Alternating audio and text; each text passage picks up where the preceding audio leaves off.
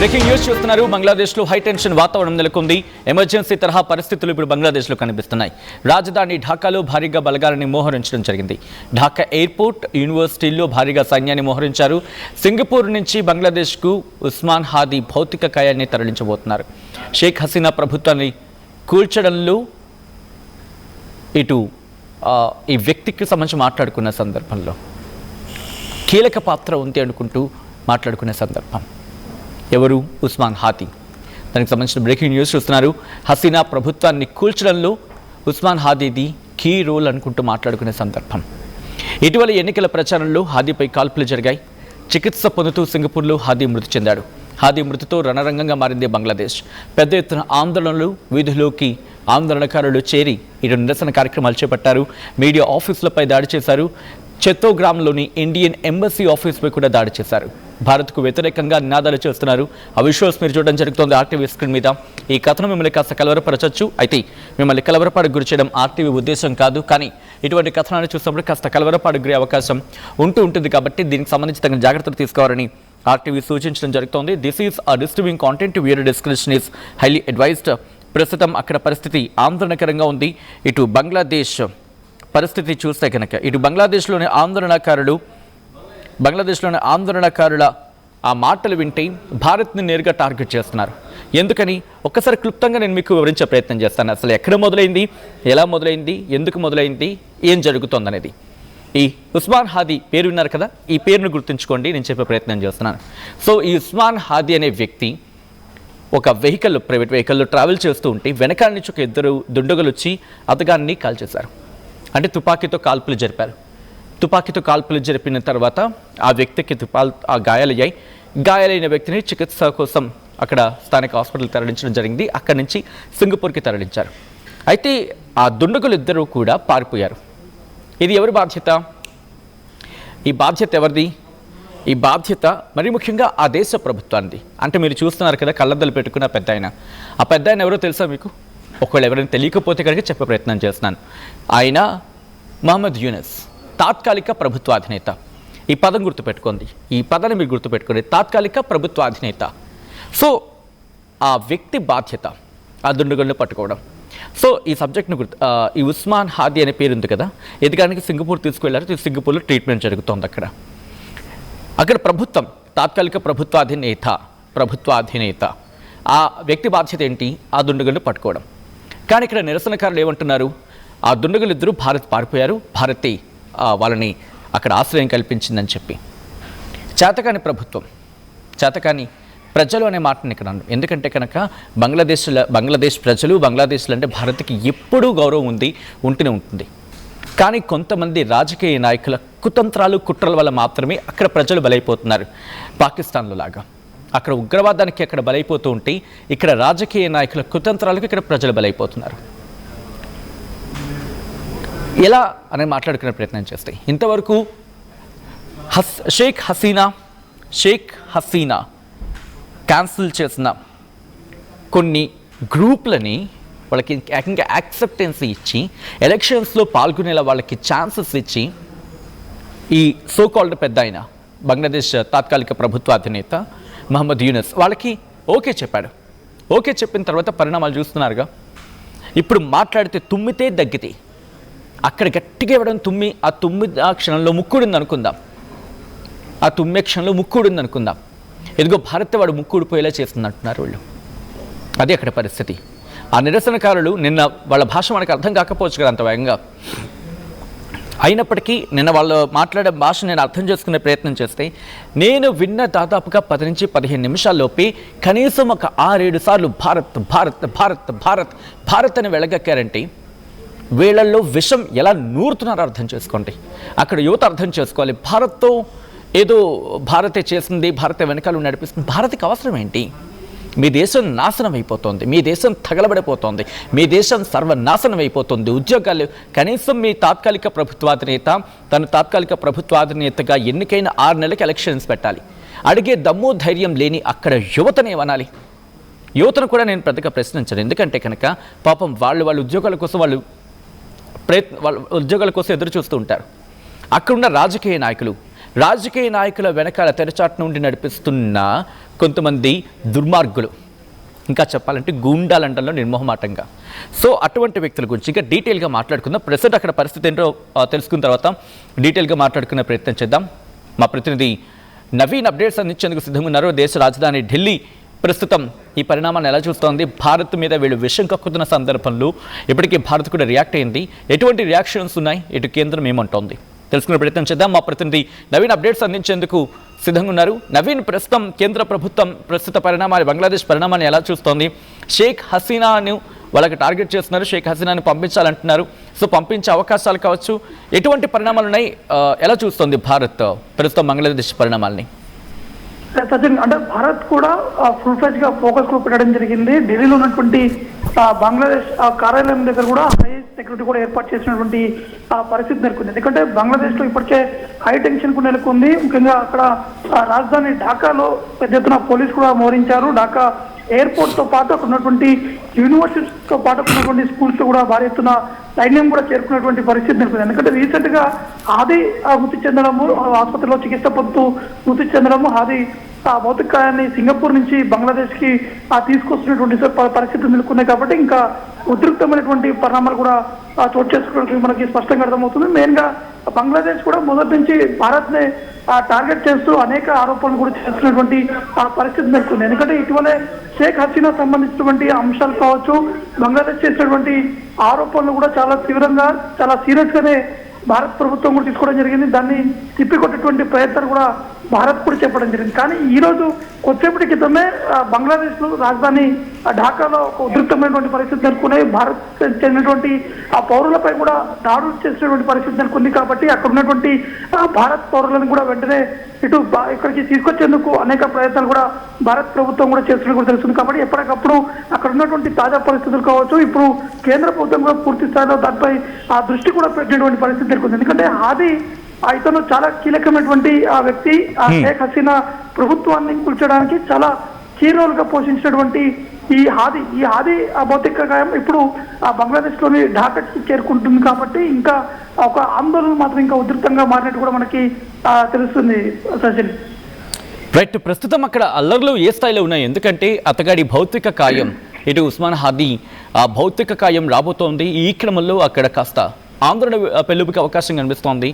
ఇంకా అల్లర్లు జరిగే అవకాశం ఉంది అంటూ కూడా మాట్లాడుకుంటున్న తరుణంలో అక్కడ ప్రభుత్వం పూర్తిగా చేతులు ఎత్తేస్తుందా, లేకపోతే మహమ్మద్ యూనస్ ప్రభుత్వం చేతకాని ప్రభుత్వం అయిపోయిందా అనే ప్రశ్న రైజ్ అవుతున్న తరుణంలో ఎటువంటి చర్చ జరుగుతోంది?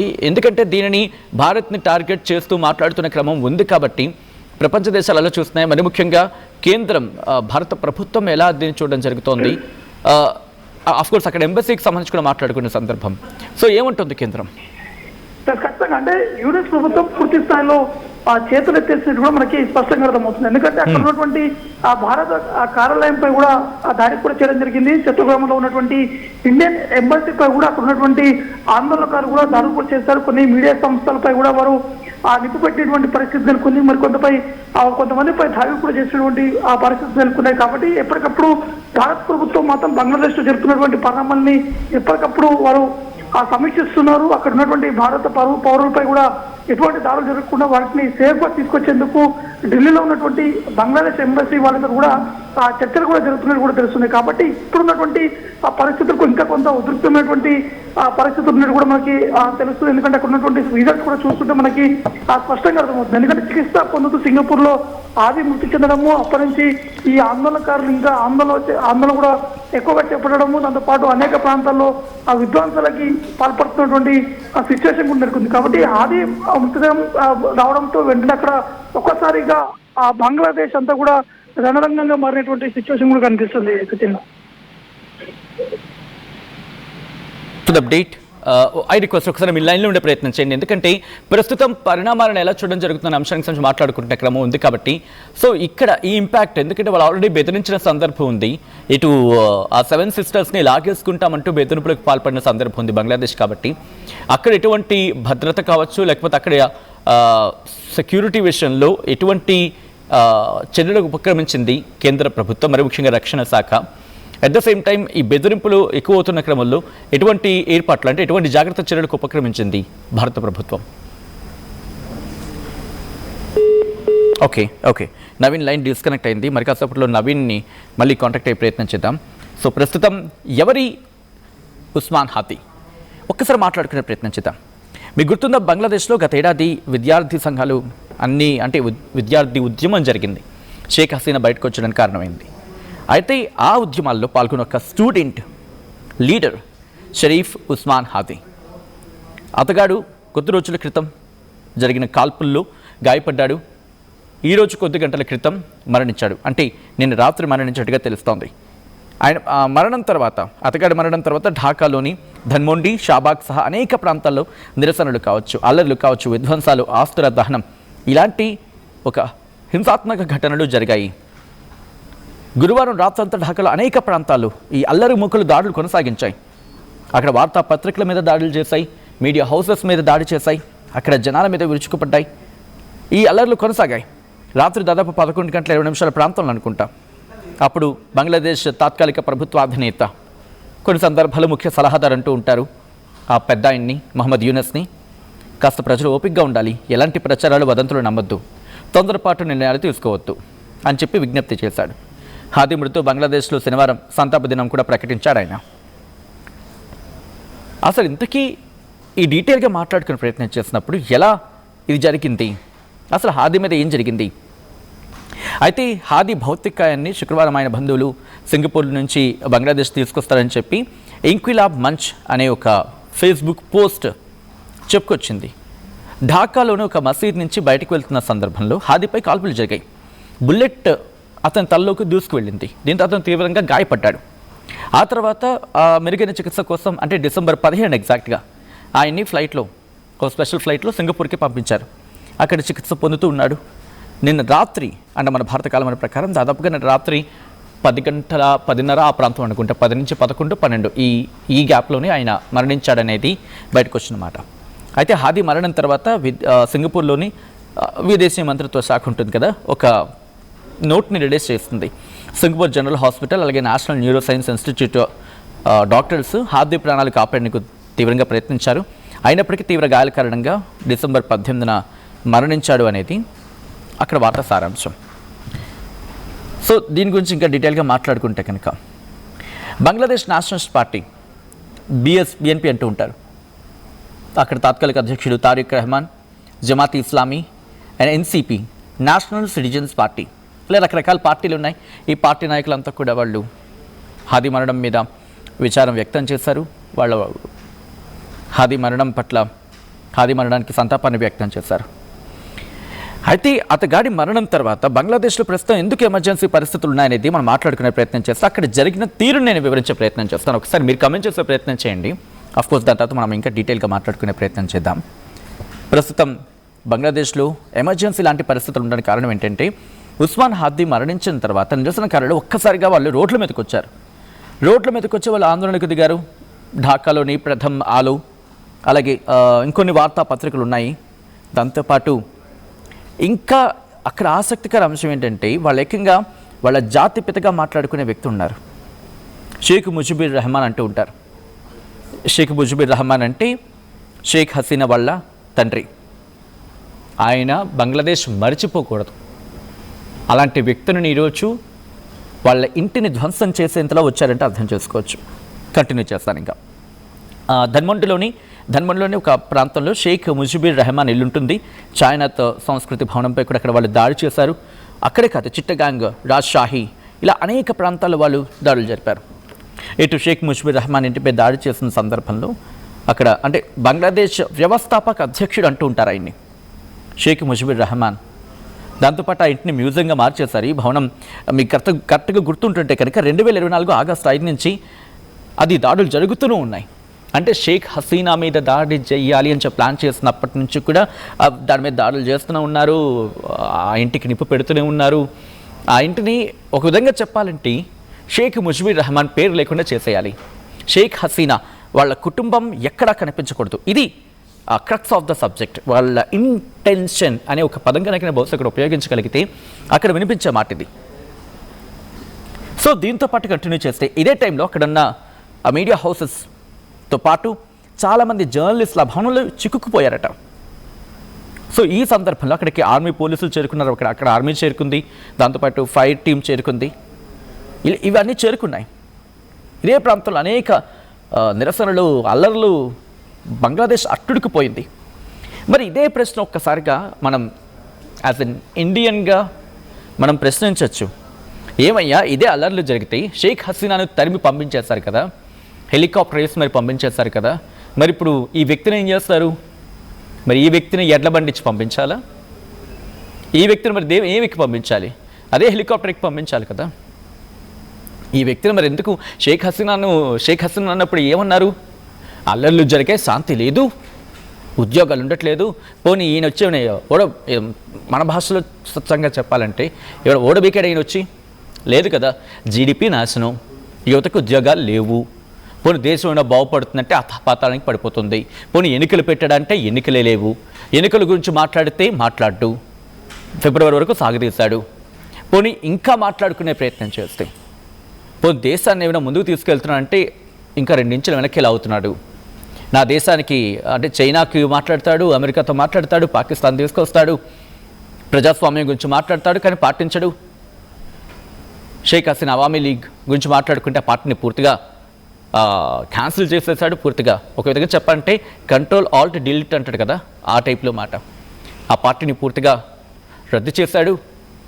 ఇప్పుడు ఖలీదా జియాకు సంబంధించి బంగ్లాదేశ్ నేషనలిస్ట్ పార్టీ పాపం అదేనా రేపు ఉదయం ఎలక్షన్స్లో వస్తుంది, సమ్ వాట్ కొంచెం బ్యాలెన్స్డ్గానే ఉంటుంది అన్ని దేశాల పట్ల అనుకుంటే, ఆ పార్టీకి ఇప్పుడు సందిగ్ధంలో పడేసేలా వ్యూహాలు వేస్తున్నాడు. ఇది కదా ఈ ముసలాయన గురించి మాట్లాడుకునేది. బహుశా పెద్దవాళ్ళంటే మనం చాలా గౌరవిస్తూ ఉంటాం, ఎప్పుడు ఆ వయసుకి తగినట్టు పనులు చేస్తాయి, ఆ హుందాతనకి తగినట్టుగా పనిచేస్తాయి. కానీ ప్రస్తుతం అక్కడ అటువంటి పరిస్థితి లేదనేది క్లియర్గా కనిపిస్తోంది. ఎందుకు ఇంత మాట అంటున్నావు సచిన్, ఇండియన్ కదా, బహుశా అనొచ్చు అని చెప్పి నేను ఇంకో ఘటన నేను మీకు చెప్పే ప్రయత్నం చేస్తాను. నేను చెప్పిన తర్వాత నిజంగా నా టోన్ మీకు సెట్ అవునా కాదని మీకే అర్థమైపోతుంది. ఎందుకంటే కొద్ది రోజుల క్రితం నేను చెప్పాను కదా వీడి మీద, అంటే ఈ హాదీ మీద, ఉస్మాన్ హాదీ మీద, ఇతగాడి మీద కాల్పులు జరిపారు. కాల్పులు జరిపిన వ్యక్తిని పట్టుకోక చేతకాని ప్రభుత్వం వాళ్ళ దేశం నుంచి పారిపోయేంత వరకు ఏం చేస్తోంది అనే ప్రశ్న సంధిస్తే ఈ ముసలోడు నోటి నుంచి మాటలు లేవు. భారత్కి పారిపోయారు, ఇదే అక్కడ నిరసనకారులు, అక్కడ ఆందోళనకారులు, అరే కాదురా భారత్కి పారిపోలేదురా, ఒకవేళ పారిపోతే కనుక మనం అడుగుదాం, మాట్లాడదాం, ఆ దేశం కూడా సపోర్ట్ చేస్తుంది, బికాజ్ మన మధ్య ఆ సయోధ్య ఉంది అని చెప్పాలి కదా. ఈ ముసలాయన మాట్లాడు, he want to take an advantage అనేది ఇక్కడ వినిపిస్తున్నమాట. జరిగే ప్రతి గోల, ప్రతి అల్లర్ని అడ్వాంటేజ్ తీసుకోవాలనేది. So coming back to the subject, ఎందుకు ఈ మాటని ఇంత నేను నొక్కి ఒక్కానిస్తున్నానంటే, చిట్టగాంగ్లోని అనేక చోట్ల నిరసనలు జరిగాయి కదా. భారత్ అసిస్టెంట్ హై కమిషనర్ నివాసం ముందు పెద్ద సంఖ్యలో కూడా జనం గుమిగూడారు కదా. ఆ గుంపు హై కమిషన్ పై రాళ్ళు రువ్వింది కదా.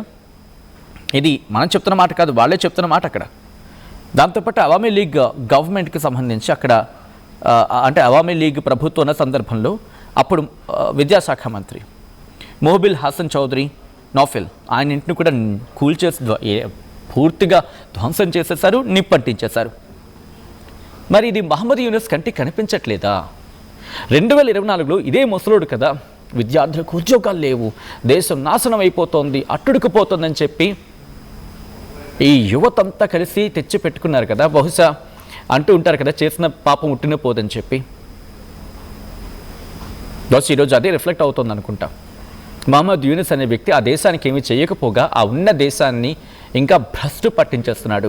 ఎన్నికలు, ఒక వ్యక్తి సాధారణంగా తాత్కాలిక ప్రభుత్వం అంటే ఏంటి?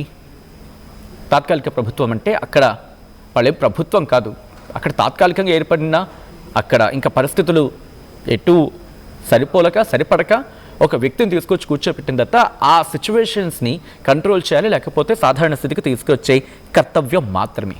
కానీ ఇతగాడు ఏం చేస్తాడు?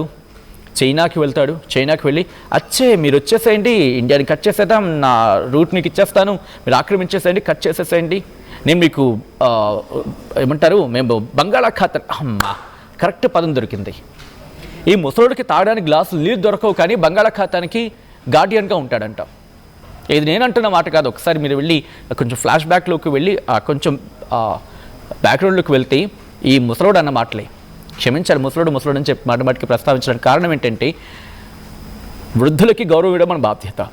కానీ ఎప్పుడు వాళ్ళు వాళ్ళ వయసుకు తగినట్టు హుందాగా ప్రవర్తిస్తాయి. కానీ ఇతగాడు ప్రవర్తిస్తున్నాడా? నేను మిమ్మల్ని అడిగే ప్రయత్నం చేస్తున్నాను.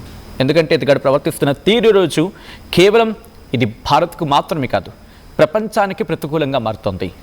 ఎందుకు ఆ మాటలు అంటున్నానంటే, ఇటు పాకిస్తాన్తో సత్సంబంధం లేవు. ఆసిమ్ మునీర్ గారు ఎన్నిసార్లు వచ్చాడు? సో బహుశా ఇప్పుడు దీని వెనకాల పాకిస్తాన్ హస్తం ఉంది, ఐఎస్ఐ హస్తం ఉంది అనేది కూడా జరుగుతున్న చర్చ. So coming back to the subject here at again. గురువారం రాత్రి మహమ్మద్ యూనస్ అనే వ్యక్తి దారుణ హత్యలో పాల్గొన్న నేరస్తులందరినీ వీలైనంత త్వరగా శిక్షిస్తామని చెప్పి డైలాగ్ వేశాడు. సో ఓకే, కొంతమంది కామెంట్ చేయడం జరుగుతుంది, వార్ చేస్తే మనకి వాళ్ళు ఎలా అయినా పోతారని చెప్పి, మనకి టైం వేస్ట్. ఓకే, ఆ పదాన్ని నేను మినహాయించడం జరుగుతుంది. ట్రూ, బంగ్లాదేశ్పై యుద్ధం ప్రకటించాల్సిందేనంటే దాదాపుగా 80% మంది ఎస్ అంటున్నారు, నో అనేది 22% మంది. ట్రూ, బహుశా మనం యుద్ధం ప్రకటించాల్సిన సందర్భం అంటే కనుక మనం ఎందుకు యుద్ధం ప్రకటించడం? ఆల్రెడీ వాళ్ళే స్వయం ప్రకటిత యుద్ధం, వాళ్ళ దేశాన్ని వాళ్ళే నాశనం చేసుకుంటున్నారు కదా. మనం ఇంకా ప్రత్యేకంగా చేయాల్సిందే ఉంది. నా దేశం బాగుంది, నా దేశం బాగుంటుంది. ఎందుకంటే ఆఫ్కోర్స్ మనలో మనకి ఏదైనా ఉండుండొచ్చు కాక, బట్ మన మీదకి ఎవరైనా వస్తే కనుక మనం ఏంటో చూపిస్తాం. అది నేటి భారత సత్తా. సో బంగ్లాదేశ్కి మర్చిపోతుంది 1971లో ఆనాడు భారత్ కనుక భిక్ష పెట్టకపోయి ఉండుంటే ఈరోజు పాకిస్తాన్ చేతిలో ఈరోజు ఎలా చెప్పపట్టుకొని జోలు పట్టుకొని ప్రపంచ దేశాల ముందు డబ్బులు ఏంట్రా అని చెప్పి అడుక్కుంటోందో, బహుశా మహమ్మద్ యూనస్ని కంటిన్యూ చేస్తే కనుక okay, wish you good luck, all the best Bangladesh. Next you are going to be the next Pakistan. If you want to wish for that, you can. If you want to truly be a friend of India, just check it once. ఒక్కసారి మీరు వెళ్ళి check చేసుకోండి. ఈరోజు Saudi Arabia ఏకంగా 60,000 మంది పాక్ భిక్షాటన చేస్తున్న వాళ్ళని వెనక్కి పంపించేస్తుంది. ఇది మీ ఘనత. ఈరోజు భారత్ ప్రపంచానికి సీఈఓలను ఇస్తూ ఉంటే మీరేం చేస్తున్నారు? అడుక్కోవడానికి, భిక్షాటన చేయడానికి వాళ్ళని పంపిస్తున్నారు. సో ఇది పాకిస్తాన్కి భారత్కి ఉన్న డిఫరెన్స్. ఇక్కడి నుంచి ఉన్నత విద్యావేత్తలు వెళ్తూ ఉన్నారు, సీఈఓలను తయారు చేస్తుంది భారత్. మరి మీరు అడుక్కోవడానికి, చిప్ప పట్టుకొని బయలుదేరడానికి ఆ చిప్పల్ని సిద్ధం చేసుకుంటున్నారు. ఇక్కడి నుంచి మీరంటున్న మాట కదా, మీ డాన్ లాంటి పత్రికలే మీ దేశస్తులే వ్యాసాలుగా ఘోషిస్తున్న పరిస్థితి ఉంది పాకిస్తాన్. సో అదే పాకిస్తాన్ చూసి నేర్చుకోవాలనుకుంటే విష్ యూ గుడ్ లక్. అదే పాకిస్తాన్ మీ పంచన చేరాలనుకుంటే కనుక విష్ యూ గుడ్ లక్. 1971 లాగా ఇప్పుడు మీకు భారత సహాయ సహకారాలు అందిస్తుంది అనుకుంటే కనుక మీకు అవసరం లేదంటున్నారు కదా. నేను నాశనం అయిపోతానంటే మిమ్మల్ని ఎవరు కాపాడగలరు? మీ కళ్ళ ముందే కనిపిస్తుంది సాక్షాత్కారం. మీ జీడిపి నాశనం అయిపోతుంది. ఇక భారత్ మీద మీరు మీ అమ్ముల పొదలో ఏదో ఉంది ఎక్కువ పెట్టాలనుకుంటున్నారు. కానీ ఇక్కడ ఒక విషయం మాత్రం ప్రస్తావించాలనుకుంటున్నా. ఈ మహమ్మద్ యూనస్ అనే వ్యక్తి, ఈ ముసలోడు ఇంకా పేట్రేగిపోకుండా అడ్డుపడుతోంది మాత్రం బంగ్లాదేశ్ సైన్యం. ఇది మాత్రం మనం ప్రస్తావించాలి. అదే ఇందాక నేను చెప్తోంది, అది బంగ్లాదేశ్ అక్కడ రాజకీయ నాయకులకు బహుశా భారత్ అంటే పడదు. ఎందుకంటే వాళ్ళకి లాభం చేకూరట్లేదు కదా.